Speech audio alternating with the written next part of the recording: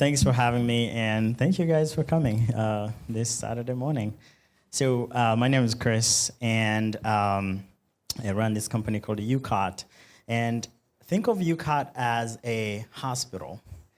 A hospital it's not a place where everybody aspires to go to, but you're really glad there's one when you need it. So we work on issues proactively, and we also work on issues reactively on negative unintended consequences of technologies. So today, I will be talking to you about how to regulate big technology.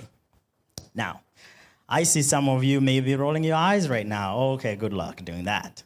But because of the community I've been running around unintended consequences, I've come in contact with many, many individuals who are thinking really deep about this issue. And I want to kind of point out some spaces where the power lies. And I want to caveat this by saying I'm not a regulator, and I'm not going to give prescriptions. But what I'm going to do, hopefully by the end of this talk, is show you where the power lies and how we can work together to come up with some regulatory policies that make sense. All right, here we go. Now, tech companies have become so big, bigger than countries, that it's so hard to have one particular company regulate them. So I took time to look at a few companies that we consider the superpowers of the world, and I was able to fit about 6 countries within this country called Facebook, and I had about 500 million people left that I could continue to fit in there. So we have a country, it's called Facebook, has about 2.4 billion people as a population, and the people in that country used to be called humans. Now they're called users. And we have our amazing president. Now, what happens in this situation is that the company is so powerful that there's no single body that can actually get them to do anything. This is a very famous example of the picture. They were invited, Mark Zuckerberg was invited to go testify in Europe, and he decided not to show up. And they took this famous picture of an empty chair and all the legislators sitting and waiting for him. So this is a problem. Now, the other issue is that we have regulators who actually don't understand what they need to regulate. And it's kind of picked very well in this interview that most of you might have watched. The gentleman on the right, on my left, your right, sat in front of Congress and was literally, half of the time educating them about the platform. Meanwhile, they're asking questions that you and I, if you watch this, you just sit there and just roll your eyes. And then there is this culture in the tech world of let's just move, let's break things. If it breaks in the future, we'll fix it when it comes. And this culture is driven by this thing I called PIMP. So PIMP stands for power, influence, money, and politics. So those 4 things is where most of the power lies. So I may power through this really quick. And then the regulators are kind of sometimes driven by how they feel and the mood. So how do we govern and how do we police? We can't use the old analog way of governing to try to police the new digital systems. It's too exponential, it's too fast. The previous speaker just mentioned that you have to repeat yourself 1 million times before anyone can move a needle. And meanwhile, tech is moving at an exponential rate. So how do you get these guys to listen? This is where we start. The solution is sex. I know what you're thinking, and I like how you think, but it's SECS. That's where the power lies. And like I said, I'm going to point out where the power lies, and you and I can work on how we make it work. Okay, number 1 is the shareholders. Shareholders have a lot of power over these companies that when they speak, shareholders, the CEOs of these companies can listen.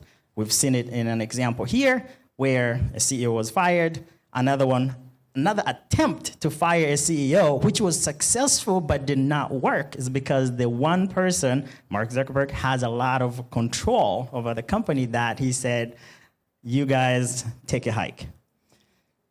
Then the second space, the second E, is employees. They have a lot of power. And we've seen it happen in a few companies. And this is one example at Salesforce. And the CEOs do listen when the employees react. The third place is, we've seen it at Salesforce, and we've also seen it at Google. And the third place is the consumers, the people actually using the product.